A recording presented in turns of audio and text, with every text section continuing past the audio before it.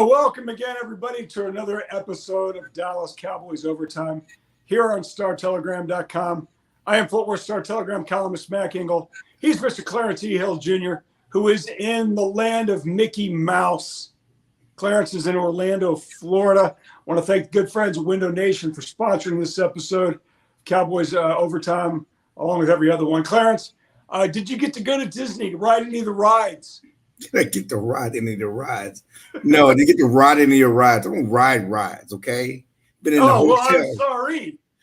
No, I mean, it's crazy. They have these NFL owners meetings in these beautiful locations, in beautiful cities. They're always, either in Orlando or they're in South Florida or they're in Phoenix. And instead of getting able to enjoy these beautiful locations in the spring, we're inside of the hotel in the hallway, waiting outside of meetings where it's like 50 degrees because they got the air conditioning on and we're freezing. We got jackets on and everybody's at the pool and drinking Mai Tais and doing the work. And we're working the hallways. We never get to enjoy the beautiful weather in these places, these beautiful locales, the beaches or the pool area. We're working the hallways. And you know what's odd? When I covered the NFL Combine, that was a work the hallway kind of event. Yes. And now they've made it with press conferences and all this other stuff. Right. Very regimented. There's not many places left in the NFL where you can work the hallway. So you're at the NFL owners meeting. How many places left can media members covering the NFL work the hallways like this? Yeah, I mean it's you got the combine and you got the owners meetings, and that's it. And that's what you do. You work the hallways. They do the press conferences and they do have the major press conferences, but they have to walk to the meeting rooms. They walk to the hotel room. They have to walk to dinner. They have to, some like Jerry Jones, like to spend time at the bar. So you get a chance to get the one-on-one time, private times, different things like that with them while they're also enjoying their families. Okay, let's talk about the Dallas Cowboys because our favorite member of the Pro Football Hall of Fame, Mr. Jerry Jones, he's had quite an interesting offseason. Offseason started around January 8th, 15th, whatever it was when the Cowboys got destroyed by the Packers. And here we are fast approaching April Fool's Day. And the Dallas Cowboys owner, Clarence, followed the bouncing ball. We've gone from all in, and now we're going to win with less. Clarence, put me through the Jerry translator. What the hell does it mean to go from all in to winning with less? It's crazy, man. I've been deciphering Jerry, speaking Jerry speak for a long time now. And I just think he just says stuff, and it sounds good in his head. And so, and then he tried to put it on me. I just want to let you know he blamed me. You put it on my neck, Clarence. You're my drinking buddy. Are you serious? You put it all in on my neck. You put that on my neck. Just the backstory. We're at the Wait, time out. Let's go back. How long have you known Jerry? Since 96, 95. 96, okay. And would it be fair to characterize that you two guys, just for listeners and viewers, that you guys have a very good, friendly working relationship? Yes, right? yes. Where you guys can spar sometimes, but at the end of the day, there's a lot of appreciation, respect, and friendship between you two. Not that you guys are going out socializing, but that you guys are friendly and that you guys can give each other a hard time. Yes. And at the end of the day, tell me if I'm wrong.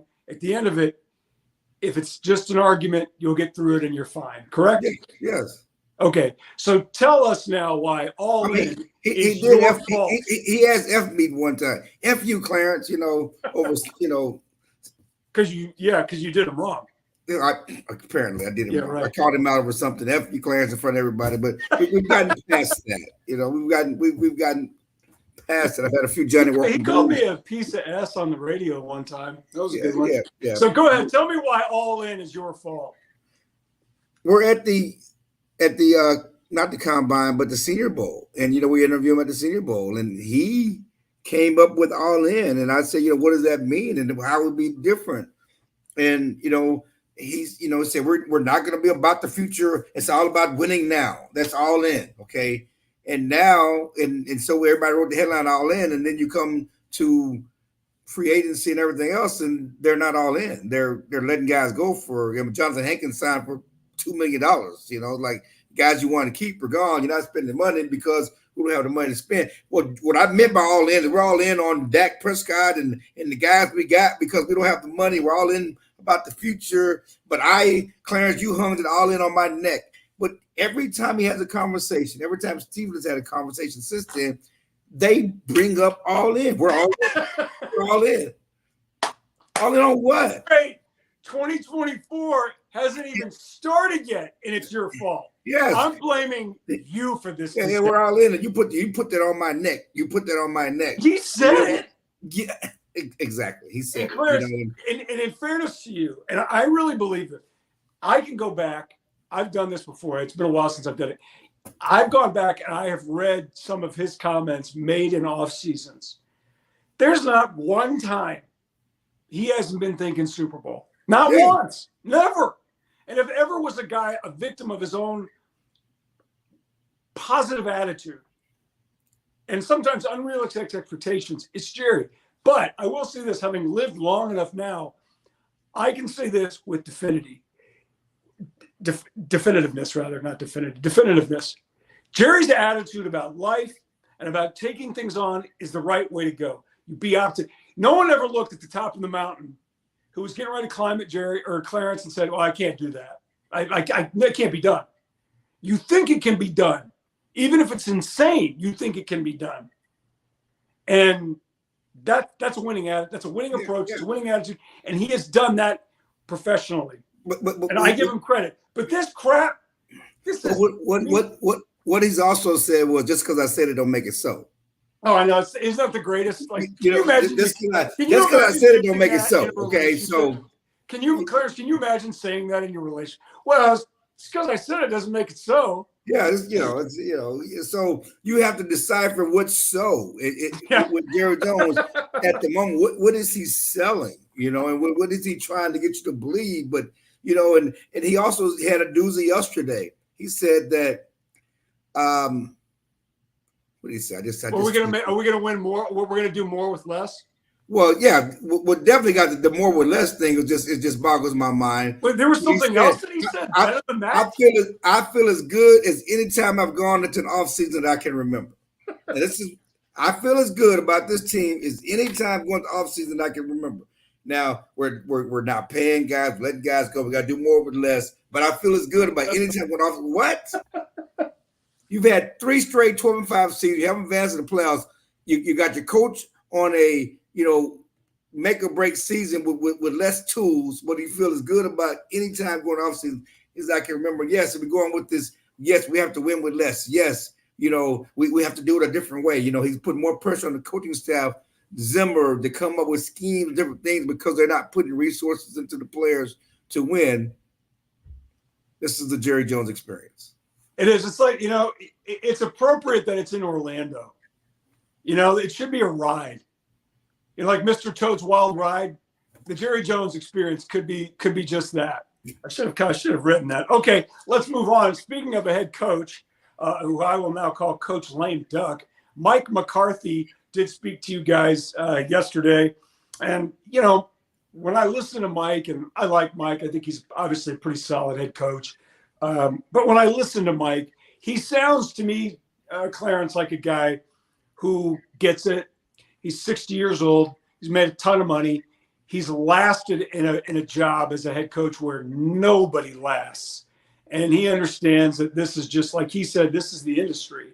But Clarence, his boss and Steven have completely undercut him. They've gone 12-5, 3 straight years, which to me is one of the more underappreciated accomplishments in the NFL in that time. And it really is. That's really hard to do. But you can't keep letting guys go and expect to get the same results. You just can't. And I know they're going to replace them with draft picks, and Will McClay's did a good job, and they'll find a new Dorrance Armstrong. They'll find new guys, but you keep letting pretty decent players go, and that pretty decent record eventually is going to be a reflection of that, even if you've got 4 stud Pro Bowlers at this spot. And I'm sorry, they've undercut him, and he probably knows it, but he can't say it.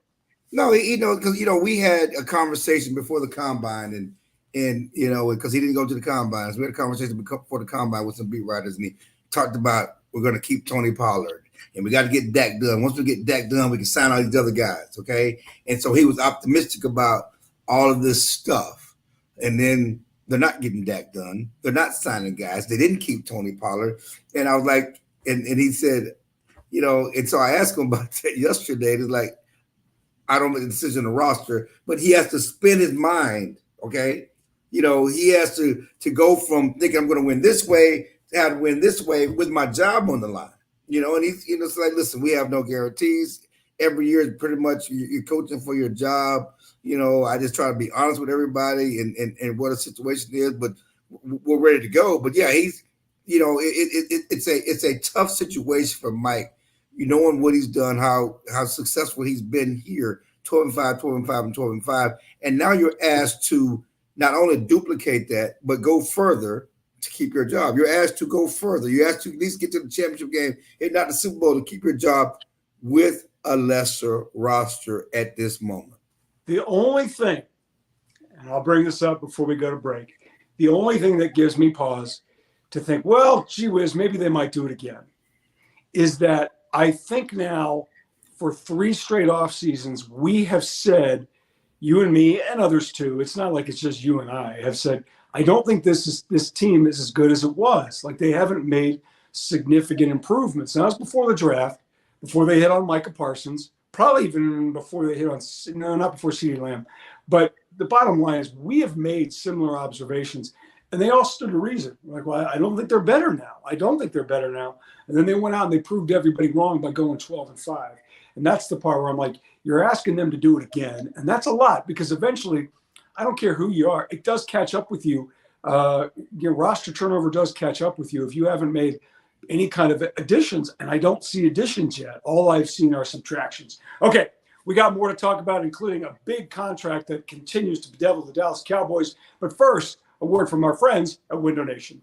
Window Nation, the star of window replacement and proud partner of the Dallas Cowboys, can help you fill the house this season with savings. Buy 2 windows, get 2 free, and make no interest payments for 60 months, 5 full years. Fill your house for a customized authentic Dallas Cowboys jersey while supplies last. You could even help fill the Cowboys house and win tickets to a game. Visit windownation.com/Cowboys now for details. Call 866-95-NATION. Window Nation, proud partner of the Dallas Cowboys. Thank you very much, Window Nation. Back here on Cowboys Overtime here on StarTelegram.com. It's Clarence Hill and Mac Engel. Clarence, this is the story that will not go away. This has hounded this team. I am sick of it. I am sick of talking about Dak Prescott's contract. We've been doing it now for like 5 years, it seems like. And now word trickles out that Jerry Jones is firm on Dak Prescott. We've got Dak all in. Guy can win us the championship. Great. All anybody has said, including the owner, last fall, was that they were going to redo his contract to provide salary cap relief, which has been on the table basically since he agreed to the contract 3 years ago. Now, however, it does sound like, well, maybe not. And if they hold firm on this and they do not rework his deal, then Dak Prescott can become a free agent in 2025. Clarence, do we have that read right, or is this just posturing between the two sides, and ultimately they will get that deal renegotiated sometime during or before training camp? Well, I mean, the bottom line is, in our history, deadlines make deals for the Cowboys. They don't ever do anything until they're forced to at the final moment. And often it costs them more money. They lose those deals because they wait. They don't get ahead of it. And so whether it's not about this year, it's about next year, because if they still have a chance to sign him after the season before the start of free agency, and we'll see. That's when the real deadline is. But so hang on. When you signed this deal 3 years ago, you understood that you had to address it with a $59 million cap hit. The goal was to address it now. And they're not doing it. Talking about the real deadline is February 2025? Yes. Okay. So there is no, but in terms of providing any kind of flexibility for this team to sign anybody, which I don't even know who's left by now. Well, I'm saying, who they going to sign? They can sign CD because it would lower his cap figure. He has a high cap figure. They can sign CD without doing anything with Dak and sign him to a big deal and lower his cap figure. So for this season, for 2024, yes, what is the Cowboys now apparent? I don't buy it, but let's just say it's true. Let's just say that they don't rework Dak's contract for 2020 before the start of the regular season or at any time between now and training camp. What does that mean for 2024? Nothing. I mean, they're under the cap. I mean, they don't have much money, but they're under the cap. By what, $10? Yeah, about $10. But they have no interest in signing anybody. And they're not. I mean, they've let all the prime guys that they would get big money are gone anyway. So it's none but bargain basement guys. So are they going to fill? I think their holes. Their roster. Where are they going to play with 22 guys? Like they got to find somebody. They have a roster full of guys. They're counting on Sam Williams to replace Doran Armstrong and those guys, and draft picks from past years and new draft picks to fill in. But there's a chance they can sign a runner. They can still sign guys in free, after the draft and to minimum contracts to fill out those numbers they were looking for. But they don't have to do anything. So are we looking at the replacements for? Let me see if I can just kind of go down the list here. Tony Pollard's replacement is going to be in the draft, correct? Yes, and they already signed Rico Dowdell. Okay, and they could get a running back off the waiver wire after final cuts. I'm talking about like a guy who's going to play. But Rico was already here, so Tony's gone, and his replacement is a second or third round pick. Yeah. Okay. Dorrance Armstrong's replacement is Sam Williams. Yes. It sounds like Stephon Gilmore is gone, correct? Yeah, so but they got Diggs back. I was going to say, so now we're looking at Diggs coming back from his injury, playing opposite Deron Bland, correct? Right. Leighton Vander Esch has retired. His replacement is the free agent they signed, Eric Hendricks, correct? Who is better. Okay, if he's healthy. Well, Amy, right now. He's been healthy. Okay, right. But Leighton, anybody was going to be better than Leighton because Leighton couldn't play. And that's just reality. Jonathan Hankins goes for $28 to the Seattle Seahawks. Clarence, who's his replacement? Mazy Smith, who's injured and has shoulder surgery and won't be out until training camp. That's a great sign. But they can find a fat boy to put in the middle at some point. You can find plenty of fat guys. Can he play football? Okay, I mean, the crazy thing about it is, was Jonathan Hankins Mean Joe Green? No, but it illustrates he was essentially just a guy. Is my point. They can find a Jonathan Hankins. No, you can't, because if you could, you've already done it. And that's one of the big problems with this team. Jonathan Hankins got $2 million to go to Seattle. He got $1.3 million to go to Seattle. Well, okay, they can find they didn't want to pay that. So now we've decided Jonathan Hankins can't play. Fine. No, I didn't say he couldn't play. I'm just saying he's not an all-pro. He's not Aaron Donald. They didn't lose Aaron Donald. No, they haven't had anybody at that spot since Jay Ratliff. Jay wasn't fat. He was the meanest dude I've ever been around. Yeah, he was up there. He was pretty close. Anyways, that's been 10, 12 years, 15 years since Jay played there. I don't know. But you let this guy go, fine. And I understand, which is we can find him someplace else. I think the bigger holes are on offensive line. I mean, so Tyron Smith is gone. And look, I'm the one guy who's like, I get it. I don't have any problem letting him go. And not because he's a great pro, great guy, good player. Right. But at some point, he's going to get hurt. It's not his fault. Guy's warrior. It's not like he mailed it in. He played hard. He was really good last season when he played. I will bet all of my money he will go to the Jets, and because of his body, he will get hurt. So now what do? You've got two spots on that offensive line that are major issues. Left tackle and center guard. Okay. Center. Okay. Who we got? They're going to fill center or guard or tackle at least one of those spots from within, and they're going to draft one. So this draft is laid out for them to take an offensive lineman in the first round. And because of the push at quarterbacks and receivers, there's going to be some offensive linemen drop, whether it's a center, whether it's a guard, whether it's a tackle, and then you play option quarterback. If you get a tackle, you would move Tyler Smith to you keep him at guard. If you find a guard, you move Tyler Smith to left tackle. If you get a center, it's all. And then they have a couple of guys on the roster that they like who can play one of those positions. So, it's funny to me. Jerry said something interesting the other day. He said that I don't know that you have to have a Pro Bowl offensive line to win a Super Bowl. Is he wrong? No, he's not. All right. The Cowboys have built this thing around great lines for years, and they've done nothing with them. I mean, they spent all last season managing this Tyron Smith to get him healthy for the playoffs. And they didn't practice him during the week, and you spent the extra money with Zach Martin, because he was holding out, and you caved, you gave him money, and what did it lead to? I don't know, because this goes back to, you can see like the through line of how we got there. They hired Jason Garrett. Jason's biggest influence as a professional coach was Nick Saban. And Nick Saban built his dynasty at Alabama around monster offensive lines. Yes. So Jason gets here. They go ahead and they get Tyron Smith. They get Zach Martin.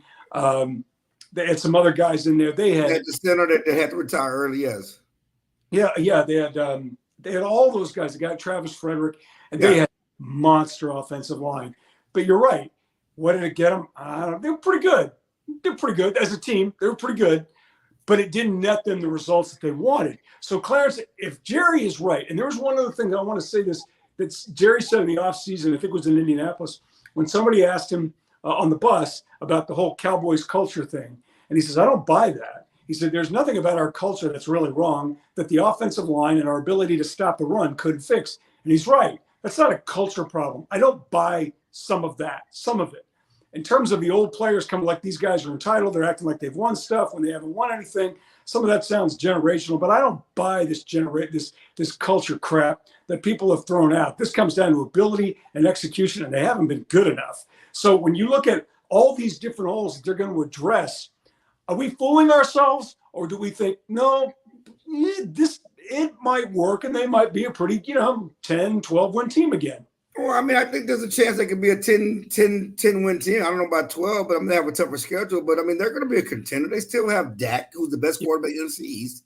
They still have CD, who's the best receiver in the NFC East. They still have Michael Parsons. They still have, DeMarcus Lawrence. They still have good. They got Trevon Diggs coming back, to go with Bland to get them one of the top secondary tandems. They have an up-and-coming tight end, Jake Ferguson, who should be even better. They have pieces. They're going to compete. The question here is, as we were talking with Mike McCarthy earlier, is do they have enough to take the next step? Do they have enough to get to the Super Bowl, to get to the NFC Championship game, to do more than tread water, what they've done as contenders and make the playoffs, but do nothing, don't pee a drop when you get there? I think you're right. All right, last topic. You've kind of touched on it a little bit, but I certainly want to go into this a little bit more. You being there in Orlando can get us some updates on the following. What is the status of Tyler Smith and his future on the offensive line, whether it be a guard, tackle, CeeDee Lamb's contract, and first-round pick Mazy Smith?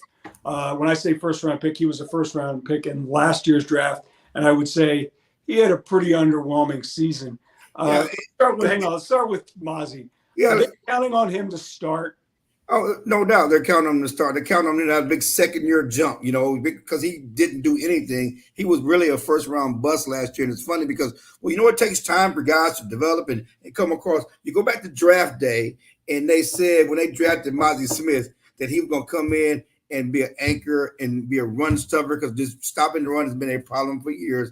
And Mazy Smith, this 6'3", 337 behemoth who can bench press 800 pounds, come out of Michigan, was going to be an anchor of the run defense. He played 4 snaps in the season ending loss to the Green Bay Packers. The guy run through and run over. He had no impact. Which one reason why we're belaboring the loss of Jonathan Hankins, who is a great guy.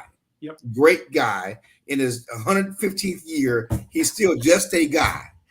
Yep. But we will not be crying about letting Jonathan Hankins go if Mazy Smith did more than pee a drop last year, and he didn't do anything, last year. And so now he's coming in this year with expectation to be a starter and be who they thought he was, coming off of shoulder surgery. He had shoulder surgery, so he would not be training to be that guy. He'll be rehabbing. Another thing about Mazy is he lost 30 pounds. Here's your 337-pound run stuffer who comes into the season and is under 300 pounds. He loses weight. I mean, what are we doing here? I own my experience with Mazy Smith. He's a nice guy. My experience with Mazy Smith was when TCU played Michigan in the Fiesta Bowl. And, Michigan had a bad day. They had a bad day. It was really only their bad day in 2 seasons. And TCU destroyed him. Now, that's one game. A bunch of guys who were watching a ton of tape and talking to coaches saw way more than I did. But I remember thinking when they drafted him, I was like, man, he got destroyed by TCU. And again, it's one game. That's not a fair sample size. The coaches, talent evaluators, the Cowboys who picked him, somebody was going to take this guy because he was huge. But it's one thing to just be big.